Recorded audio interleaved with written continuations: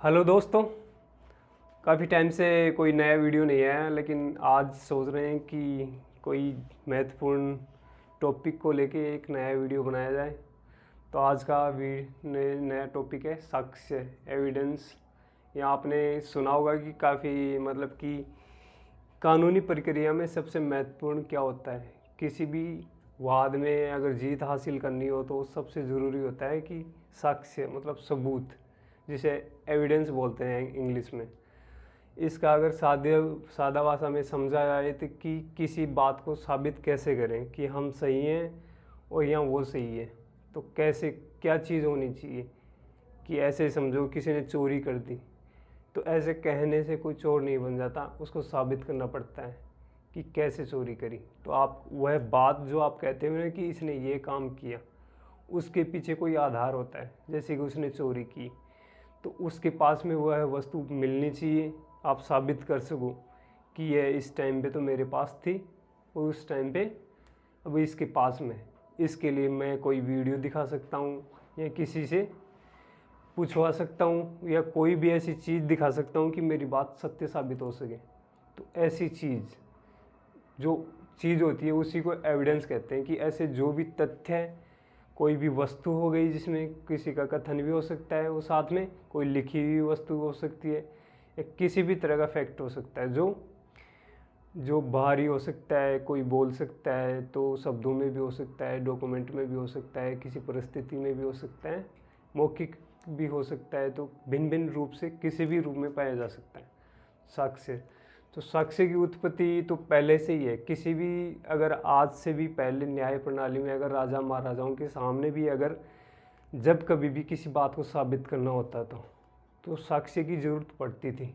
तो साक्ष्य एक ये ऐसा शब्द है जो कानून में ये उपयोग किया जाता है, लेकिन ये संस्कृत का शब्द है। ये हमारी बोलचाल की भाषा में समझने वाला शब्द नहीं है। तो हमें थोड़ा सा अटपटा सा लगता है कि साक्ष्य क्या होता है। ऐसा शब्द जो हम सुनते नहीं है आमतौर पर। तो हम सबूत ज़रूर सुनते हैं कि सबूत तो सब जानते हैं, लेकिन साक्ष्य कानूनी भाषा में इसका प्रयोग किया जाता है। वैसे पुराने ग्रंथों में भी इसका प्रयोग किया जाता है, लेकिन वैसे सामान्य बोलचाल में या जीवन में इसका प्रयोग नहीं किया जाता है।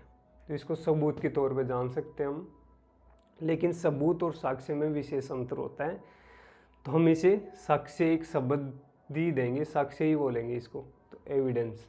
तो एविडेंस भारतीय साक्ष्य अधिनियम जो 1872 है, इसकी धारा 3 में परिभाषित किया गया है, जिसके अनुसार किसी भी तथ्य को या किसी भी कथन को हम विधिक साधनों द्वारा साबित करते हैं कोर्ट के सामने। तो ऐसे शब्दों को, ऐसे तथ्यों को और चीज़ों को साक्ष्य की कैटेगरी में रखा जा सकता है, एविडेंस बोलते हैं इसे। तो ऐसे कौन से शब्द हैं या कौन से ऐसे होंगे जो भी विधिक प्रभाव रखते हैं। जैसे कि हम छोटा सा भी अगर उदाहरण लें कि किसने किसी की चाकू से हत्या कर दी, तो यहाँ पर साबित करने के लिए हम साबित कैसे करेंगे कि उसकी हत्या कर दी। तो इसमें दो हो गई। जैसे कि एक तो वह वस्तु जिससे उसकी हत्या की गई है, अगर न्यायालय के सामने वह प्रस्तुत कर देते हैं हम कि इस चाकू से न्यायालय यहाँ पे इसकी हत्या की गई है, तो वह वस्तु हो गई। तो वह हो गया साक्ष्य।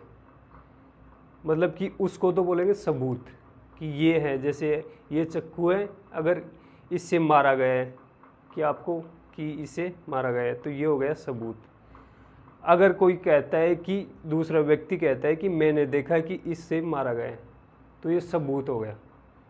तो ये तो सबूत है। भौतिक वस्तु तो होती है सबूत, और जिसके द्वारा जो कथन भी करता है और कोई वस्तु बताता भी है, तो ऐसे हो गया साक्ष्य, एविडेंस हो गया। वह व्यक्ति भी एविडेंस हो गया, साथ में ये वस्तु भी हो गई। तो सबूत हो गया। सबूत तो उस भौतिक चीज़ जो प्रैक्टिकल हम हाथ से छू सकते हैं, एक जगह से दूसरी जगह रख सकते हैं, तो ऐसी चीज़ को बोलेंगे सबूत। इंग्लिश में बोलते हैं प्रूफ, इस चीज़ को, सबूत को। और एविडेंस को बोलते हैं साक्ष्य। तो दोनों अंतर है। छोटा सा अंतर है कि भौतिक चीज़ जिसे हम छू सकें, जिसे एक स्थान से दूसरे स्थान पर रख सकें, तो ऐसी चीज़ को बोलेंगे प्रूफ, सबूत। लेकिन जिसे बताया जा सके कि यह सबूत है, और जो बताने वाला होता है वो जो न्यायालय के सामने प्रस्तुत करे कि मैंने देखा था और यह चीज़ देखी थी। तो दोनों चीज़ें, मतलब कि जो सबूत है उसको साबित करने के लिए जिन साधनों का, चाहे से व्यक्ति भी हो सकता है, उसके कथन भी हो सकते हैं, दोनों चीज़ें मिला के बनते हैं सबूत। तो ऐसे जो साक्ष्य जो कितने प्रकार से हो सकते हैं, तो हम प्रमुख रूप से तो जो ज़्यादा फेमस होता है वो ये होता है कि प्रत्यक्ष साक्ष्य। प्रत्यक्ष साक्ष्य कैसा होता है? पहले नंबर पर आता है प्रत्यक्ष साक्ष्य। प्रत्यक्ष साक्ष्य का मतलब है डायरेक्ट एविडेंस, ऐसी चीज़ें जिसको साबित करने के लिए किसी विशेष तथ्य या व्यक्ति या किसी भी कथन की आवश्यकता नहीं होती है। तो प्रत्यक्ष साक्ष्य में ऐसा होता है कि अगर कहीं पर चोरी की गई है, सीसीटीवी है वहाँ पे लगा हुआ और उसमें सब कुछ रिकॉर्ड हो रहा है, तो अगर हम प्रस्तुत करते हैं कि इन व्यक्तियों के द्वारा चोरी की गई है और हम उसके चेहरे उस सीसीटीवी के माध्यम से अगर प्रदर्शित होते हैं तो हम साबित कर सकते हैं। तो एक सीधा सा ये प्रत्यक्ष साक्ष्य है जिसको दिखाने मात्र से उसका अपराध साबित हो जाता है। तो ऐसे सबूत, जो ऐसे साक्ष्य होते हैं, जो प्रत्यक्ष साक्ष्य की कैटेगरी में रखे जा सकते हैं। और दूसरा होता है इसमें कि अनुश्रुत साक्ष्य।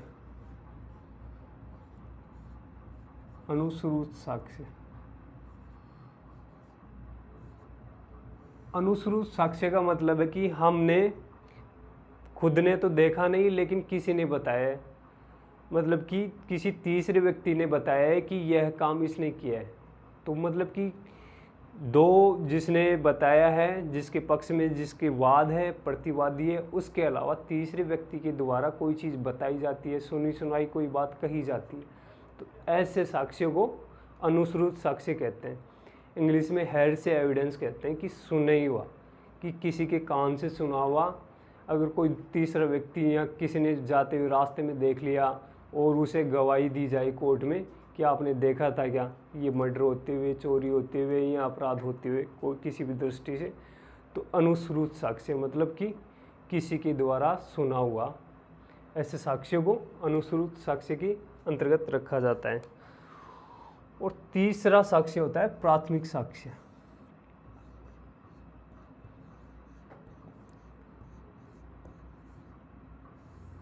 तो प्राथमिक साक्ष्य कैसे होते हैं? प्राथमिक साक्ष्य ऐसे साक्ष्य होते हैं जो जिनसे साबित बिल्कुल ही हो जाए कि ऐसे ही समझो किसी ने प्रॉपर्टी खरीदी है, तो साथ में अगर उसकी रजिस्ट्रीकृत विलेख है, अगर वो दिखा दिया जाता है तो प्राथमिक साक्ष्य है। तो ऐसे दस्तावेजी साक्ष्य के अंतर्गत भी प्राथमिक साक्ष्य हो सकते हैं। तो ऐसे दस्तावेज जो प्रथम दृष्टया हो, मतलब कि मूल साक्ष्य हो, ऐसी चीज़ें जिसमें कि जिसके द्वारा कि कोई मूल प्रति है किसी बुक की, अगर हम जैसे कि अगर रामायण के तथ्यों को अगर साबित करना चाहें या कह दें कि यह संविधान की मूल प्रति है, जब संविधान लिखा गया था तो यह मूल प्रति है, पहली बार इसी के अंतर्गत लिखा गया था और यही है, अगर उसको कोर्ट के सामने पेश कर दिया जाता है, न्यायालय के सामने, तो ऐसे साक्ष्य प्राथमिक साक्ष्य के अंतर्गत आते हैं कि जिनकी वैधता, प्राथमिक साक्ष्य, द्वितीय साक्ष्य, तृतीय साक्ष्य, ऐसे कैटेगरीज होती हैं किसी भी साक्ष्य की। यह सबसे महत्वपूर्ण है, इससे पहले इसे रखा जाएगा और ये इसके बाद में आएगा। तो ऐसी कैटेगरी में जो ओरिजिनल चीज़ होती है, जो मूल वस्तु होती है, ऐसे साक्ष्य को प्राथमिक साक्ष्य कहा जाता है। और चौथी है दस्तावेजी साक्ष्य।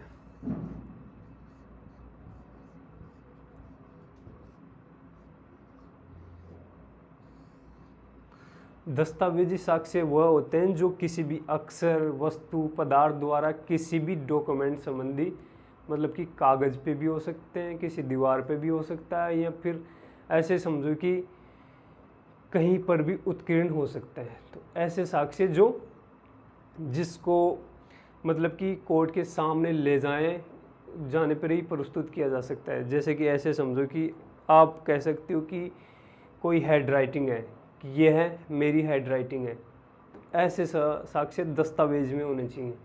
साबित कैसे करोगे? तो आपको लिखी हुई वस्तु होनी चाहिए, तभी आप साबित कर सकते हो। तो ऐसे वस्तु किसी भी, अगर ऐसे समझो कि अगर किसी शिलालेख पर उत्कीर्ण है, और ये बोले कि यह शिलालेख तब का है, तो इसकी कार्बन डेटिंग से अगर उसकी जांच करवाई जाती है तो यह ऐसे दस्तावेजी साक्ष्य में आते हैं। ऐसे उत्कीर्ण शिलालेख प्रस्तुति जो भी पौराणिक इतिहास से जुड़ी हुई वस्तुएं हैं उन्हें साबित करने के लिए दस्तावेजी साक्ष्य की सहायता ली जाती है। तो साक्ष्य को विभिन्न कैटेगरीज में डिवाइड कर दिया जाता है कि वह किस प्रकार का है, प्रत्यक्ष है या अनुश्रुत है, प्राथमिक है या दस्तावेजी है। तो ऐसे साक्ष्य को किया जाता है। और 5वां आता है इसमें मौखिक साक्ष्य। सबसे जो प्रमुख है ये मौखिक साक्ष्य होता है कि जहाँ पर कोर्ट की कार्रवाई के अंतर्गत जो कटघरा आपने सुना होगा, किसी व्यक्ति को अगर किसी बात को साबित करना हो, कोई गवाह होता है उसको साबित करना है कोई बात गवाही के द्वारा, तो उसको खड़ा किया जाता है, तो उसकी गवाही ली जाती है, उसके द्वारा मौखिक साक्ष्य, उसकी जो घटना होती है उसके साथ में या उसने जो देखा होता है तो वह न्यायालय के सामने जो न्यायाधीश होता है और जो अधिवक्तागण होते हैं, साथ में और भी श्रोता होता है, उनके सामने अपनी बात को रखता है। साथ में कोई प्रतिवादी होता है तो उसकी बात का खंडन करता है। तो ऐसे साक्ष्य मौखिक साक्ष्य की अंतर्गत आते हैं, जिसे बोलकर न्यायालय के सामने बताया जाता है। तो ऐसे सभी साक्ष्य मौखिक साक्ष्य के अंतर्गत आते हैं। लिखित साक्ष्य के अंदर दस्तावेजी साक्ष्य आ जाते हैं। और प्राथमिक साक्ष्य, दस्तावेजी साक्ष्य प्राथमिक भी हो सकते हैं और सेकेंडरी भी हो सकते हैं। अगर इसकी प्रतिलिपि है, अगर प्रतिलिपि की जाती है किसी वस्तु की, जैसे ओरिजिनल की अगर फोटोकॉपी करवाई जाती है तो प्राथमिक नहीं द्वितीयक साक्ष्य हो जाता है। तो द्वितीयक साक्ष्य के अंतर्गत भी हम कह सकते हैं।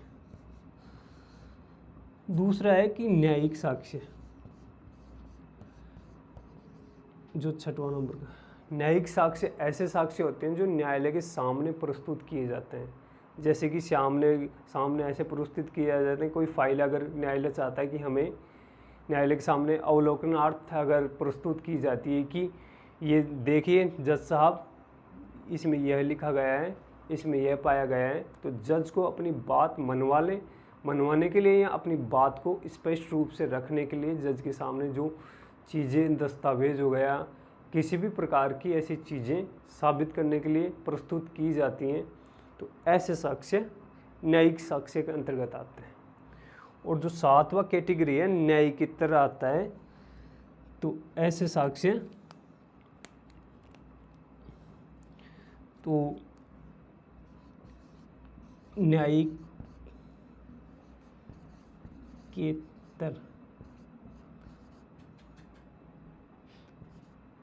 न्यायिकेतर साक्ष्य आते हैं।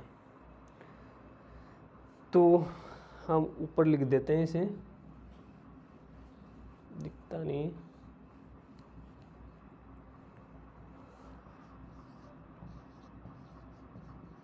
न्यायेतर साक्ष्य एक्स्ट्रा जुडिशियल, मतलब कि ऐसे साक्ष्य जिनको न्यायालय के सामने प्रस्तुत ना करके कहीं बाहर ही किसी दूसरी जगह पर भी प्रस्तुत किया जा सकता है। तो ऐसी चीज़ें जो न्यायालय के बाहर साबित की जाती हैं तो एक्स्ट्रा जुडिशियल, मतलब कि न्यायालय के अलावा सबूतों को साबित करने। तो ऐसे साक्ष्य जो न्यायालय के बाहर साबित किए जाते हैं तो वो न्यायिकेतर, यानी न्यायालय के अतर यानी बाहर, तो बाहर जो किए जाते हैं ऐसे साक्ष्य न्यायिकेतर साक्ष्य आते हैं। अगर 8वां साक्ष्य यहाँ अगर हम लें तो परिस्थिति जन्य सर्कमस्टेंसेस जो एविडेंस होते हैं, परिस्थिति जन्य ऐसे साक्ष्य जिसको ना तो कोई गवाह है ना कोई ऐसी कोई वस्तु है कि जिसे न्यायालय के सामने प्रस्तुत किया जा सके। तो ऐसी कई वस्तुएं होती हैं या ऐसी चीज़ें होती हैं जो न्यायालय के सामने जज के सामने प्रस्तुत नहीं की जा सकती। तो ऐसी चीज़ों को साबित करने के लिए परिस्थितियाँ साबित करनी पड़ती हैं। जैसे कि वहाँ पर अगर कहीं पर चोरी की गई है तो ऐसी चीज़ें कि अगर आम पब्लिक ने अगर देखा होगा तो ऐसी चीज़ें कि इतना समय था, चोर इतनी बजे आया और इसके पास में ये था। तो ऐसी खूब सारी परिस्थितियाँ बन जाती हैं जिससे कि किसी अपराध को साबित करने के लिए उन परिस्थितियों का सहारा लिया जाता है, उनसे उस अपराध को या कथन को या सबूतों को तो पुष्टि की जाती है उन सबूतों से। तो ऐसे सभी साक्ष्य परिस्थितिजन्य साक्ष्य के अंतर्गत आते हैं कि अगर किसी महिला की हत्या कर दी जाती है, अगर उसके साथ में कोई बच्चा है, अगर थोड़े से दूर रास्ते में ही निकला था और उससे पहले अगर कोई अन्य व्यक्ति नहीं आया, अगर कोई, तो फिर उसकी हत्या हो जाती है, तो पूरी तरह से शक या आशंका की कैटेगरी में रखा जा सकता है कि परिस्थितियों को देखते हुए अगर वो आता है, उसके खून सने हुए होते हैं और भागता हुआ पाया जाता है, तो ऐसी परिस्थितियाँ बन जाती हैं जिससे कि किसी ने उसको देखा नहीं मारते हुए, लेकिन ऐसी परिस्थिति के आधार पर हम साबित कर सकते हैं कि उसने ही यह अपराध किया है। तो ऐसी परिस्थितियों के द्वारा, ऐसे एक एक बिंदु के द्वारा हम एक बिंदु से दूसरे बिंदु को न्यायालय के सामने, न्यायाधीश के सामने हम अगर साबित करते हैं, जोड़ते हैं, तो ऐसी चीज़ों को जो एक घटना की श्रृंखला का पूरा रूप ले लेती हैं, तो ऐसी घटनाओं को, परिस्थितियों को साबित किया जाता है। तो ऐसी परिस्थितियाँ एक परिस्थितिजन्य साक्ष्य के अंतर्गत आती हैं। और गौण साक्ष्य जो आता है, जो 9वां नंबर का है, जो बच गए और साक्ष्य जो सेकेंडरी लेवल के होते हैं, जिनसे ऐसी चीज़ें कि अगर कोई बात साबित नहीं हो रही तो उनका भी सहारा लिया जा सकता है। जैसे कि कह सकते हैं कि अगर कोई जवान है, अगर किसी महिला का रेप हो जाता है, अगर कोई 60 साल से ऊपर का अगर कोई पुरुष है, तो हम ये आसानी से कह सकते हैं, अवधारणा बना सकते हैं कि इस व्यक्ति ने इसका रेप नहीं किया। तो ऐसे साक्ष्य जो साधारण अवधारणाओं से उत्पन्न होते हैं या फिर सामान्य जो जनमानस है उनसे पता चल जाता है, सामान्य चीज़ों से हमें पता चल जाता है कि ऐसी चीज़ें हो सकती हैं। तो ऐसी चीज़ों को भी हम साक्ष्य के अंतर्गत रख सकते हैं, बता सकते हैं, उनका सहारा ले सकते हैं। लेकिन ऐसी चीज़ों का विधिक महत्व तभी होता है जब और साक्ष्य हमारे पास में उपलब्ध नहीं होते हैं, और साथ में अगर ये चीज़ और चीज़ों से भी साबित होती है, और चीज़ें भी इस चीज़ को समर्थन करते हैं, पुष्टि करते हैं, वेरीफाई करते हैं, तो ऐसी चीज़ें गौण साक्ष्य के अंतर्गत आती हैं। और ऐसा और तो सभी साक्ष्य हुए। और वास्तविक साक्ष्य ले सकते हैं, 10वां जो साक्ष्य है, वास्तविक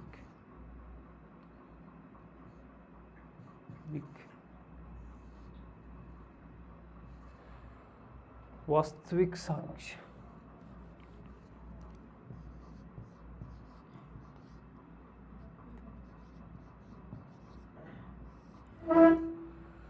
तो वास्तविक साक्ष्य के अंतर्गत ऐसी चीज़ें जो प्रत्यक्ष उपलब्ध होती हैं, जिससे कि ऐसी चीज़ें कि जैसे ऐसे समझो कि अगर कहीं पर भी चोरी होती है और चोर की अगर फिंगरप्रिंट मिल जाते हैं, तो अगर फिंगरप्रिंट है जो अगर आप चेक कर लिए जाते हैं, या उसका कुछ ऐसी चीज़ें अगर जो उसका DNA अगर उसे साबित हो जाता है, तो ऐसे प्रत्यक्ष साक्ष्य जो न्यायालय के सामने प्रस्तुत भी किए जा सकते हैं।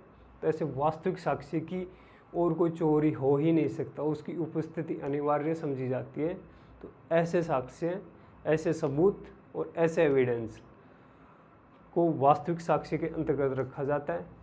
ऐसे सबूतों की ही 10 कैटेगरीज या कह सकते हैं कि 10 भागों में बांट रखा है, जो साबित करते हैं कि यह कि कौन सा साक्ष्य है, कि सबसे महत्वपूर्ण साक्ष्य कौन सा होता है। सबसे महत्वपूर्ण साक्ष्य होता है वास्तविक साक्ष्य। जो वास्तविक साक्ष्य एक तरह से प्रत्यक्ष साक्ष्य हो सकता है ये। तो प्रत्यक्ष साक्ष्य, वास्तविक साक्ष्य ये सेम से हैं, जैसे कि प्राथमिक साक्ष्य दस्तावेजी साक्ष्य भी हो सकते हैं, तो और ये मौखिक साक्ष्य गौण साक्ष्य भी हो सकते हैं, और ये सभी न्यायिक साक्ष्य भी हो सकते हैं। और जो बाहर किए हैं परिस्थितिजन्य, तो ये न्यायिकेतर साक्ष्य भी हो सकते हैं। तो ऐसे सभी, तो सबसे प्रमुख होता है जो प्रत्यक्ष साक्ष्य, वास्तविक साक्ष्य और प्राथमिक साक्ष्य, और दस्तावेजी साक्ष्य भी हो सकते हैं। तो ऐसे साक्ष्य जिससे कि अपनी बात के लिए किसी दूसरे तथ्य, व्यक्ति या फिर किसी अन्य चीज़ का सहारा न लेना पड़े, किसी एक ही चीज़ से सीधे तौर पर कोई कथन है, बात है हमारी, अगर साबित कर सके, एक ही वस्तु से अगर हम अपनी बात को स्पष्ट कर सके, तो वह सर्वोत्तम साक्ष्य होता है। उससे बेस्ट कुछ नहीं होता है।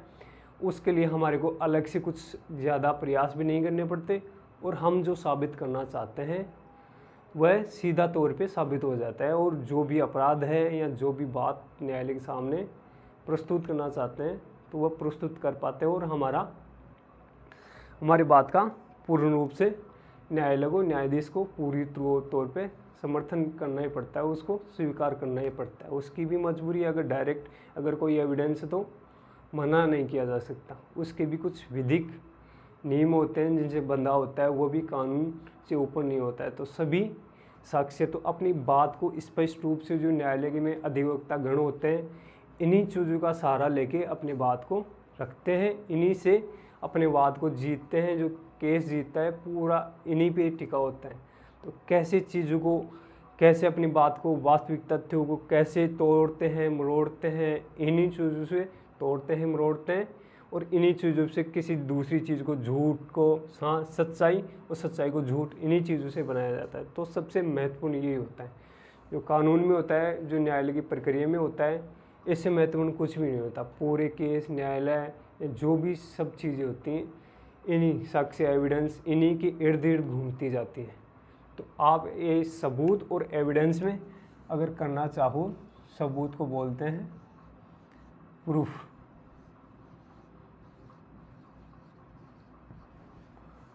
तो प्रूफ और सबूत में ये है कि जो भौतिक वस्तु होती है हमारे पास में, उसको तो बोला जाता है सबूत, और इस वस्तु को किसी कथन के द्वारा हम साबित करते हैं न्यायालय के सामने, तो ऐसी चीज़ें साक्ष्य बोली जाती हैं।